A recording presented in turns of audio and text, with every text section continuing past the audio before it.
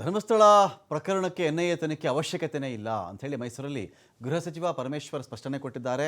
ಹೇಳಿಕೆಗಳಿಂದ ಸತ್ಯ ಆಚೆ ಬಂದುಬಿಡಲ್ಲ. ಯಾರೋ ಏನೇನೋ ಮಾತಾಡ್ತಾ ಇದ್ದಾರೆ ಎಂದು ತಕ್ಷಣ ಸತ್ಯ ಆಚೆ ಬರಲ್ಲ.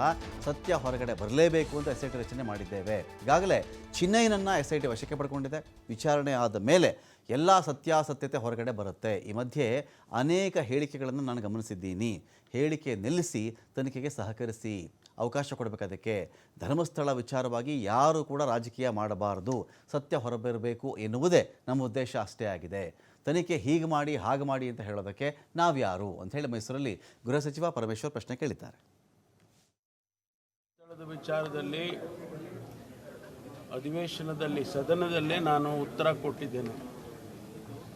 ಸತ್ಯ ಹೊರಗಡೆ ಬರಬೇಕು, ಸತ್ಯವನ್ನು ಜನಸಮುದಾಯಕ್ಕೆ ತಿಳಿಸಬೇಕು ಅಂತಲೇ ನಾವು SIT ಮಾಡಿದ್ದು. ಅದಕ್ಕಾಗಿ SIT ತನಿಖೆ ನಡೀತಾ ಇದೆ. ಈ ಮಧ್ಯದಲ್ಲಿ ಅನೇಕ ಹೇಳಿಕೆಗಳನ್ನು ಕೂಡ ನಾನು ಗಮನಿಸಿದ್ದೇನೆ. ಆ ಹೇಳಿಕೆಗಳಿಂದ ಸತ್ಯ ಹೊರಗಡೆ ಬರೋದಿಲ್ಲ, ತನಿಖೆಯಿಂದ ಹೊರಗಡೆ ಬರುತ್ತೆ ಬಿಟ್ಟರೆ ಸತ್ಯ ಹೇಳಿಕೆಗಳಿಂದ ಬರೋದಿಲ್ಲ. ಹಾಗಾಗಿ ನಾನು ಅವರಲ್ಲಿ ವಿನಂತಿ ಮಾಡಿಕೊಳ್ತೇನೆ, ಈ ಹೇಳಿಕೆಗಳನ್ನು ದಯಮಾಡಿ ನಿಲ್ಲಿಸಿ. ತನಿಖೆ ಮುಂದುವರಿಯೋದಕ್ಕೆ, ತನಿಖೆ ಯಶಸ್ವಿಯಾಗಿ ಆಗೋದಕ್ಕೆ ಅವಕಾಶ ಮಾಡಿಕೊಟ್ರೆ ಇಡೀ ಸತ್ಯ ಆಚೆ ಬರುತ್ತೆ.